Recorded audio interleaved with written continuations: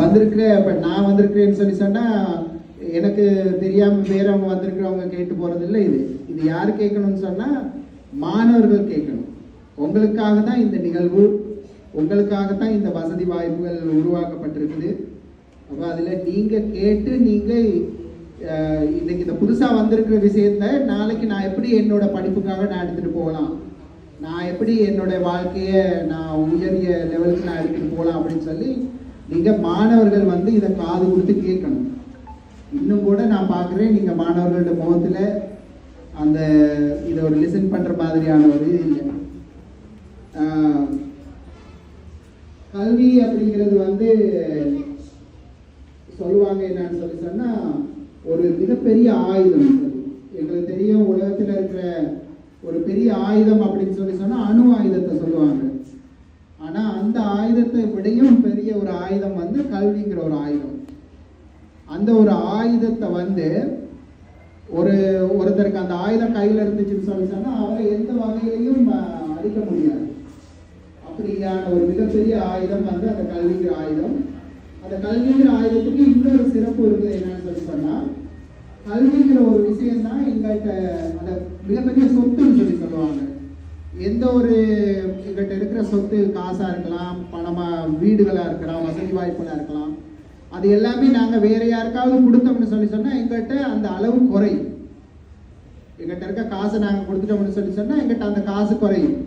ஆனால் கல்விங்கிற ஒரு சொத்து மட்டும்தான் நாங்கள் எவ்வளோ கொடுத்தாலும் அது இல்லாமல் போகாது, ஆனால் அது கூடும். நீங்கள் கொடுக்க கொடுக்க எங்கள்கிட்ட அந்த கல்வி வந்து கூடிட்டே போகும். அப்படிங்கிற ஒரு மிகப்பெரிய சொத்து. அதுவும் இந்த குறிப்பாக இந்த ஏழை மாணவர்கள், இந்த ஒரு பாடசாலை வந்து இதில் எல்லாருக்கும் தெரியும் இது எப்படிப்பட்ட பாடசாலை அப்படின்னு சொல்லி.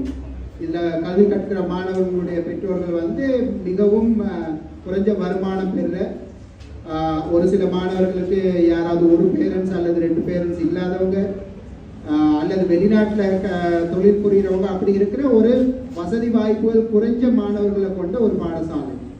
இந்த ஒரு பாடசாலையில் படிக்கிற மாணவர்களுக்கு கல்விங்கிறது வந்து இது இன்னும் பெரிய ஆயுதம். இதை விட்டு அவங்களுக்கு வேற ஒன்றுமே இல்லை. அப்போ நீங்கள் இந்த மாதிரியான நடக்கிற நிகழ்வுகளை நீங்கள் காது கொடுத்து கவனமாக கேட்கணும். நீங்கள் மனசு வைக்கலன்னு சொல்லி சொன்னால் கல்வியில் முன்னேற முடியாது. முரளியன் அதான் சொன்னார், ஆசிரியர்கள் வந்து சொல்லலாம் படிங்கன்னு சொல்லி, பேரண்ட்ஸ் சொல்லலாம், நலன் விரும்பிகள் சொல்லலாம், பழைய மாணவர் சங்கம் சொல்லலாம், மாணவர்கள் நீங்கள் மனசு வைக்காட்டி இதை நீங்கள் ஒன்றுமே செய்யலை. சரிதானே?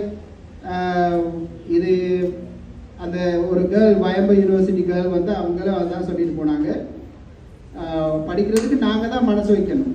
இப்போ நான் வந்து பேராதனை பல்கலைக்கழகத்தில் சிரேஷ்ட விரிவுரையாளராக இன்றைக்கி உங்களோட பிரதம அதிதியாக வந்திருக்கேன் அப்படின்னு சொல்லி சொன்னால், நான் என்னோட பூர்வீகம் எங்கன்னு சொல்லி பார்த்தீங்கன்னு சொல்லி சொன்னால் ஹட்டன் பக்கத்தில் இருக்கிற ஒரு எஸ்டேட் தேயிலை தோட்டத்தில் என்னோட அப்பா அம்மா 2 பேருமே தேயிலை தோட்டத்தில் சாதாரண தேயிலை தோட்ட தொழிலாளிகளாக வேலை செஞ்ச ஒரு ஆளோட மகன் தான் நான் இன்றைக்கி படித்து என்னுடைய மாஸ்டர்ஸ் டிகிரியை நான் வந்து அமெரிக்காவில் உள்ள ஒரு பல்கலைக்கழகத்தில் முடித்தேன். என்னுடைய பிஹெச்டி டிகிரியை வந்து நான் ஆஸ்திரேலியாவில் ஒரு பல்கலைக்கழகத்தில் முடித்தேன். எல்லாமே ஸ்காலர்ஷிப்பில் முடித்தேன். எந்த ஒரு காசும் நான் கட்டினதில்லை. ஏன்னா நான் நல்லா படித்தேன். சரிதானே? நீங்கள் மனசு வச்சு நீங்கள் படிச்சிங்கன்னு சொல்லி நீங்கள் மனசு வைக்கணும். வேற யார் நான் எல்லா ஸ்கூலுக்கு போகிற இடங்களில் இந்த ஒரு விஷயம் சொல்கிறது, எத்தனை சின்ன வயசுல நீங்கள் நான் படிக்கணும் அப்படின்னு சொல்லி நீங்களா உணர்வீங்களோ அவ்வளோ தூரம் நீங்கள் பெரிய ஆளாக வருவீங்க வாழ்க்கை. எவ்வளோ சின்ன வயசுலேயே உங்களுக்கு அந்த மெச்சூரிட்டி, அதாவது நான் படிக்கணும், எனக்கு வந்து வீட்டில் அம்மா அப்பா சொல்லக்கூடாது, டீச்சர் சொல்லக்கூடாது, நான் படிக்கணும் அப்படின்னு சொல்லி நீங்கள் எத்தனை வயசு, எந்த குறைஞ்ச வயசில் நீங்கள் அதை உணர ஆரம்பிக்கிறீங்களோ அந்த அளவுக்கு நீங்கள் வாழ்க்கையில் மிகப்பெரிய ஆளாகுவீங்க கல்வியால். அதை ஞாபகத்தில் வச்சுக்கொள்ளுங்க. வேறு யாரும் வந்து உங்களை சொல்லி திருத்தி படித்து உங்களை மேலே கொண்டு வரல, நீங்கள் தான் மனசு வைக்கணும். சரிதானே? அப்போ இதில் நீங்கள் மிச்ச நேரமாக சத்தம் போட்டுக்கிட்டதுனால நான் என்னுடைய மெயினாக கதைக்கு வந்த விஷயத்துக்கு முதல்ல நான் இந்த ஒரு விஷயத்தை நான் சொல்லலான்னு ஆரம்பிச்சேன். சரிதானே? ஏன்னா ரொம்ப ரொம்ப முக்கியம் டிசிப்ளின். மாணவர்கள் வந்து பாடசாலையில் உங்களோட கல்விங்கிறது தான் நம்பர் 1 விஷயம். அதை அடுத்து தான் எல்லாமே. சரிதானே? நீங்க கல்விங்கிற ஒரு விஷயத்தை எடுத்துட்டு போற நேரம் உங்களுக்கு கல்வியை சொல்லிக் கொடுக்குற ஆசிரியர்களுக்கு மரியாதை கொடுக்கணும். நீங்க இந்த ஒரு ஹாலுக்குள்ளால இருந்து நீங்க படிச்சுக்கிட்டு இருக்கிற நேரம் உங்களோட அப்பா அம்மா என்னென்ன மாதிரியான மோசமான தொழிலில் ஈடுபட்டு இருப்பாங்க. அது மோசமான தொழில் சொன்னா நான் சொல்றது கஷ்டமான தொழில். வியர்வையில மழையில நனைஞ்சு வெயில்ல வியர்வையில வந்து அப்படி கஷ்டமான தொழில் செஞ்சுக்கிட்டு இருக்கிற அவங்களுடைய பேரண்ட்ஸ் வந்து நீங்க இங்க படிக்கணுங்கிறதுக்காக அவங்க தொழில் பண்ணிட்டு இருக்காங்க. அப்ப அவங்களை எல்லாத்துலயும் மனசுல வச்சுக்கொள்ளணும். அவங்களை ஏமாற்றக்கூடாது, அவங்களுக்கு நீங்க மரியாதை கொடுக்கறதுக்கு தவறக்கூடாது. அந்த மாதிரி இருந்து நல்ல பிள்ளைகளை படிச்சு வரணும். இங்க இருக்கிற பெரிய பெரிய கண்டியில இருக்கிற பெரிய பாடசாலைகளில் உள்ள பிள்ளைகள் படிச்சு வர்றது பெரிய விஷயம் இல்லை. இந்த மாதிரி கலைமகள் மாதிரி ஒரு பின்தங்கிய பாடசாலையிலிருந்து ஒரு பிள்ளை படிச்சு பெரிய ஆளா வர்றது அதுதான் பெரிய விஷயம். அதுக்கு யார் மனசு வைக்கணும்னா நீங்க தான் மனசு வைக்கணும். நீங்க ஸ்டூடெண்ட்ஸ், டீச்சர்ஸ், இந்த ஸ்கூல், பழைய மாணவர் சங்கங்கள், அதுதான் பெரிய விஷயம். சரிதானே? அந்த ஒரு விஷயத்தை ஞாபகத்தில் வச்சுக்கொள்ளுங்க. அதுக்கு அடுத்துதான் இந்த ஐயமிட்டுங்கிற அமைப்பு. இந்த ஐயமிட்டுங்கிற அமைப்போட நான் கோவிட் காலத்துல இருந்து நான் தொடர்ச்சியா அவங்களோட சேர்ந்து இயங்கிட்டு இருக்கிறேன். அந்த காலத்துல இந்த ஒரு முரளி அண்ணா வந்து கல்விங்கிற ஒரு அமைப்பினுடைய தலைவரா செயற்பட்டுக்கிட்டு இருந்தாரு. அந்த காலத்துல நாங்க ஒரு மிகப்பெரிய பணி ஒன்று நாங்க செஞ்சிருந்தோம். அதான் எங்களுடைய உதவி கல்வி பணிப்பாளர் ரமேஷ் பாபு சாரும் அதுதான் சொன்னாரு. அதாவது கோவிட் காலத்துல மாணவர்கள் பாடசாலைகளுக்கு போக முடியாம, டீச்சர்ஸை மீட் பண்ண முடியாம இருந்த காலத்துல டீச்சர்ஸை நாங்க வீடு நோக்கி கொண்டு போயிருந்தோம். பென் டிரைவ் மூலமா எல்லா பாடங்களையும் போட்டு கொடுத்து நாங்க வந்து டீச்சர்ஸை வீடு நோக்கி மாணவர்களுக்கு கொண்டு போயிட்டு, அந்த நேரத்துல தமிழ் பாடசாலையினுடைய கல்வி வளர்ச்சி வந்து ரொம்ப அதிகமா இருந்தது.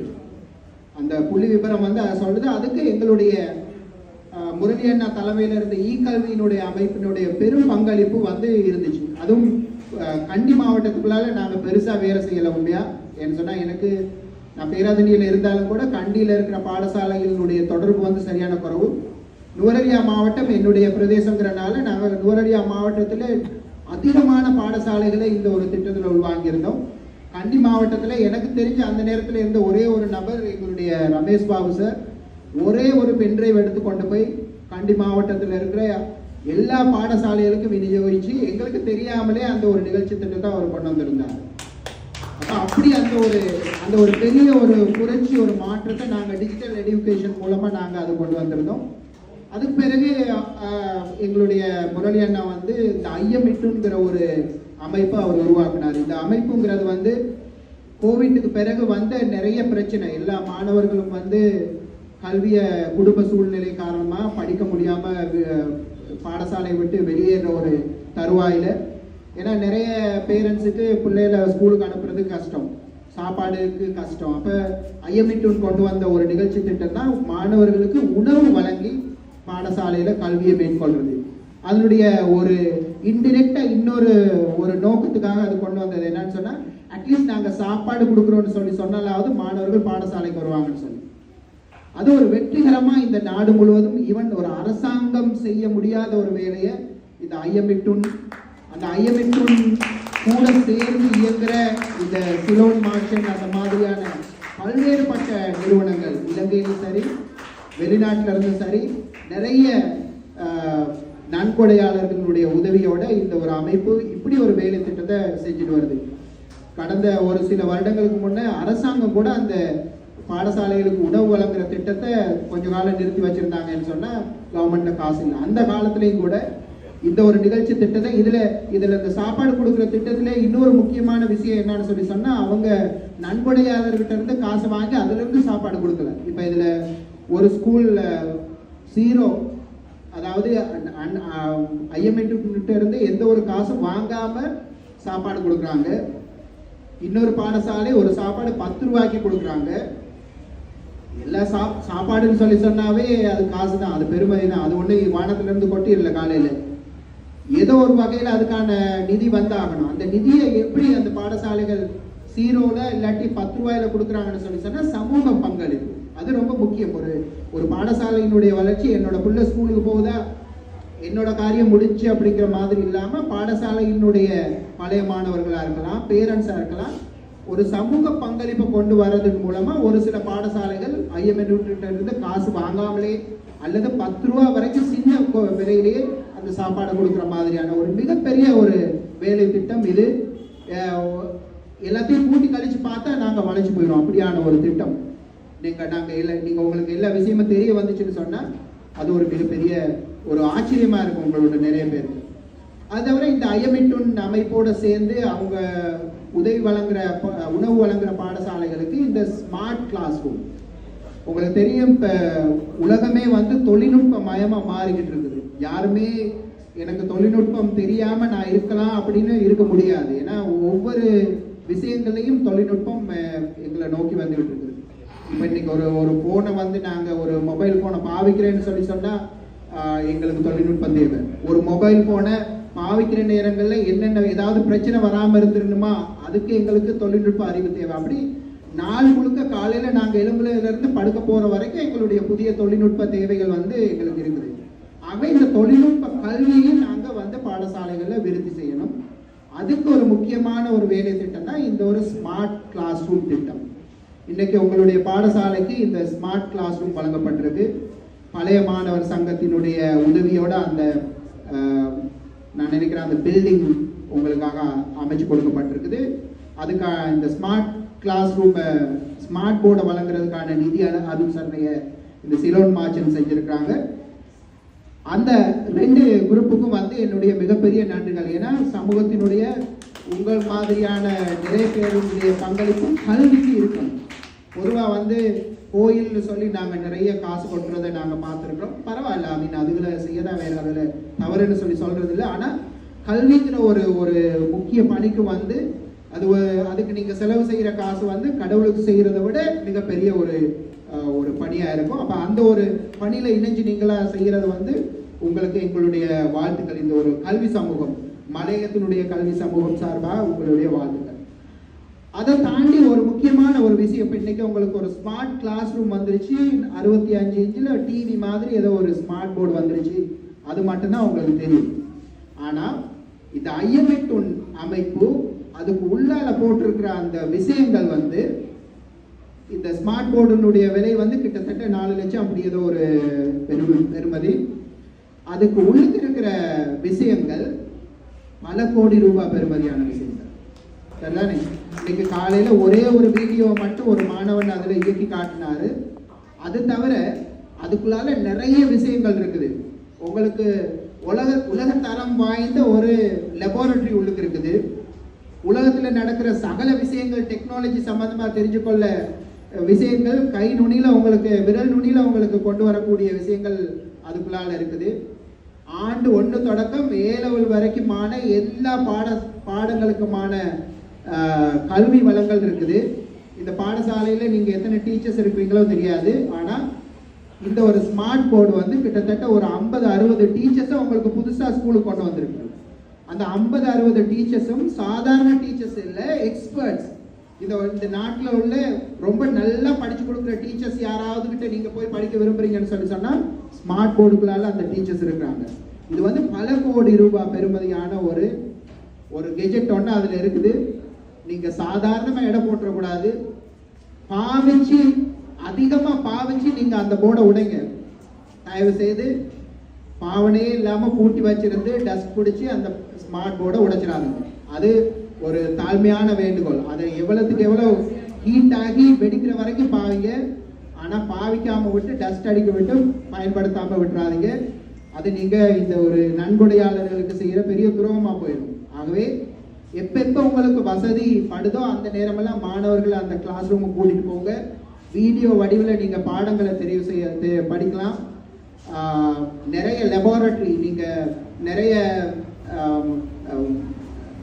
ஆய்வு நிலையத்துக்குள்ளால செய்கிற நிறைய விஷயங்களை அதில் வர்ச்சுவலாக நீங்கள் செஞ்சு பார்க்கலாம். சில நேரங்களில் வெளிநாட்டிலேருந்து யாராவது ஒருத்தவங்க உங்களோட கதைக்கணும் அல்லது படித்து கொடுக்கணும் அப்படின்னு சொன்னால் கூட அவங்கள கனெக்ட் பண்ணி படித்து கொடுக்கலாம். அந்த மாதிரியான நிறைய விஷயங்கள் வருது.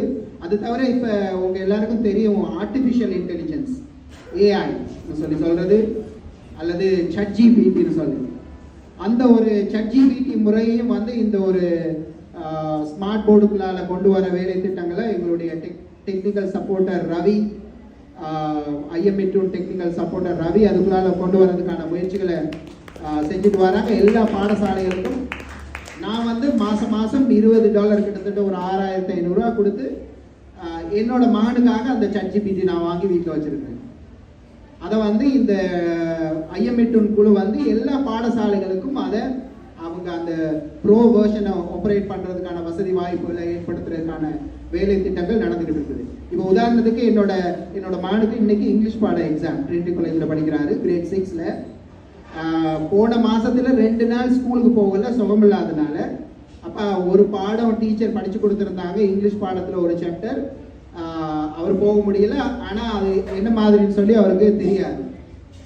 நேற்று அந்த பாடம் முழுக்க ChatGPT வந்து ஒரு டீச்சர் எப்படி படித்து கொடுப்பாங்களோ அந்த மாதிரி ChatGPT படித்து கொடுக்குது மகனுக்கு.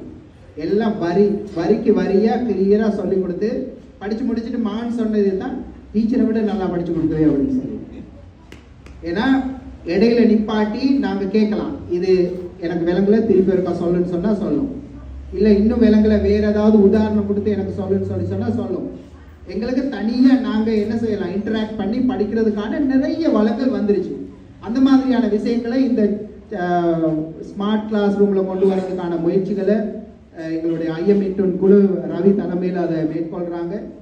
இதெல்லாம் நீங்கள் என்ன செய்யணும்னு சொன்னால் பயன்படுத்தணும், அதுதான் ரொம்ப முக்கியமான விஷயம். ஆகவே நீங்கள் எல்லாரும் இந்த ஆசிரியர்கள் நீங்கள் தொடர்ச்சியாக அவங்க ரவியோட டீம் வந்து உங்களுக்கான ட்ரைனிங் கொடுப்பாங்க. இந்த ஒரு ஸ்மார்ட் கிளாஸ் ரூமை பயன்படுத்துறது அப்படின்னு சொல்லி அவங்களோட எல்லா ஸ்கூலுக்கும் அந்த மாதிரியான ட்ரைனிங் நடக்குது. சில நேரம் ஒரு 2-3 ஸ்கூலை கம்பைன் பண்ணி ஒரு ட்ரைனிங் ஒன்று கொடுப்பாங்க. இதை நீங்கள் பாவிக்கணும். ஆசிரியர்களும் இந்த ஏஐ வந்து எங்களுக்கு டெக்னாலஜி தெரியாது, நான் தெரிஞ்சுக்க தேவையில்லை அப்படின்னு நினைக்காதீங்க. ஏஐங்கிறது வந்து உங்களோட கூடவே இருக்கணும்.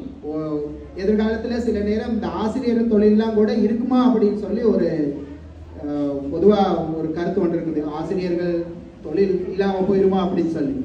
ஆனால் நான் ஒன்று சொல்லுவேன், என்னன்னு சொன்னால் ஆசிரியர் தொழில் இல்லாமல் போகிறதுக்கான வாய்ப்புகள் இருந்தாலும் கூட டெக்னாலஜி தெரிஞ்ச ஒரு ஆசிரியரை யாரும் ரீப்ளேஸ் பண்ண முடியாது. அதை ஞாபகத்தில் வச்சுக்கோங்க. அப்போ இருக்கிற ஆசிரியர்கள் என்ன செய்யணும்னு சொல்லி சொன்னால் உங்களுடைய தொழில்நுட்ப அறிவுகளை நீங்கள் மேம்படுத்திக் கொள்ளணும். படிக்கிறதுக்கான நிறைய வாய்ப்புகள் இருக்குது.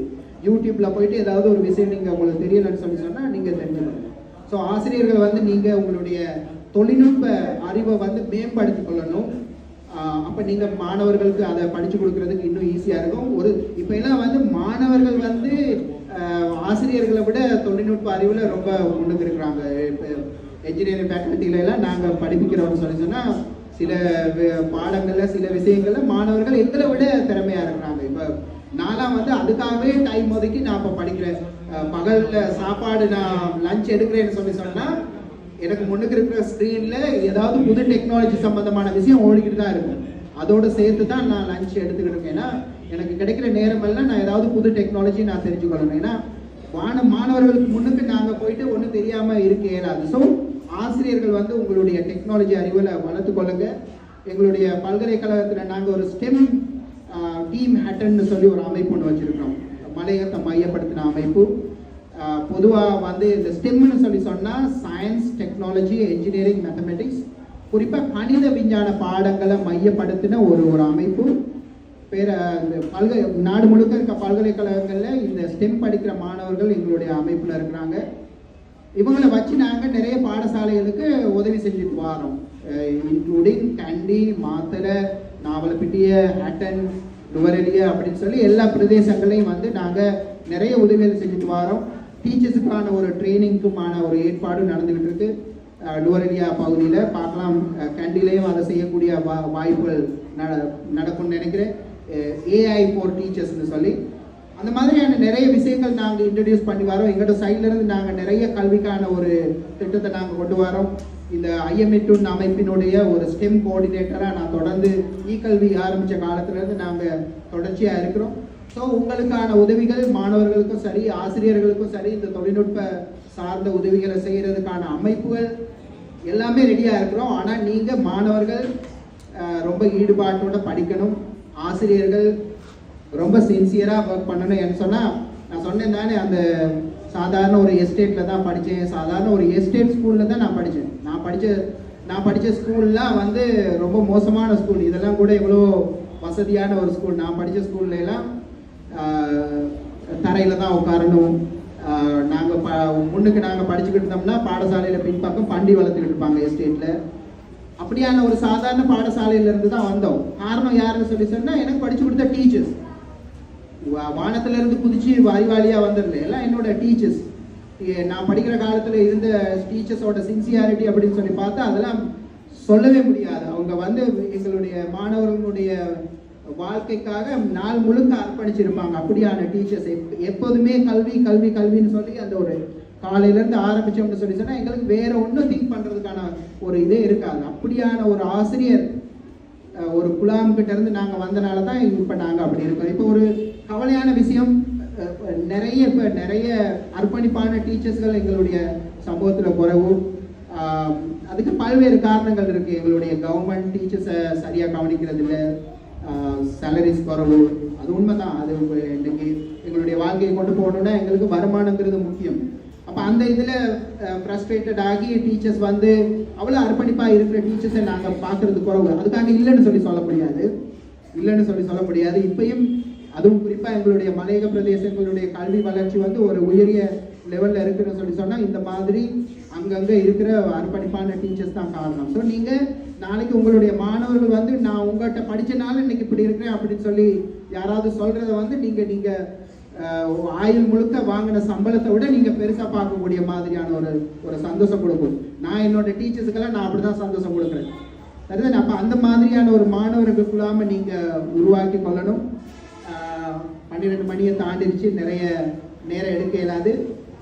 மாணவர்கள் திருப்பியாக தான் சொல்கிறேன், அதாவது உங்களுடைய முழு நோக்கம் வந்து உங்களுடைய கல்வியில் இருக்கணும். அதுவும் குறிப்பாக ஒரு பின்தங்கிய வறுமையான ஒரு பின்புலத்தில் இருக்கிற மாணவர்கள் வந்து கல்வியை வந்து நீங்கள் எந்த விதத்துலையும் கைவிட்டக்கூடாது. நீங்கள் கல்வியால் வந்தால் தான் நீங்கள் மாறி வரலாம். சில நேரம் நீங்கள் யோசிக்கலாம், அப்பா மாதிரி நானும் கொழும்புக்கு வேலைக்கு போயிடலாம், வெளிநாட்டுக்கு வேலைக்கு போயிடலாம். போங்க, படித்து முடிச்சுட்டு ஒரு நல்ல ஒரு அறிவோட நல்ல ஒரு அறிவாளியாக எல்லா திறமைகளையும் எடுத்துட்டு நீங்கள் எங்கே வேணாலும் வேலைக்கு போங்க. கல்வியை கைவிட்டுறாதீங்க. இந்த ஒரு இதில் இன்னைக்கு வந்திருக்கிற எல்லாருக்கும், இந்த கல்விக்காக உதவி செய்கிற வந்திருக்கிற எல்லாருக்கும் மீண்டும் ஒரு முறை நன்றியை தெரிவித்துக்கொண்டு, இந்த பாடசாலை வந்து அடுத்தடுத்த வருஷங்களில் இன்னும் அதிக திறமைய கல்வி அதனோட சம்பந்தப்பட்ட விஷயங்களை காட்டணும்னு சொல்லி கேட்டுக்கொண்டு விடைபெறுகின்றேன். நன்றி, வணக்கம்.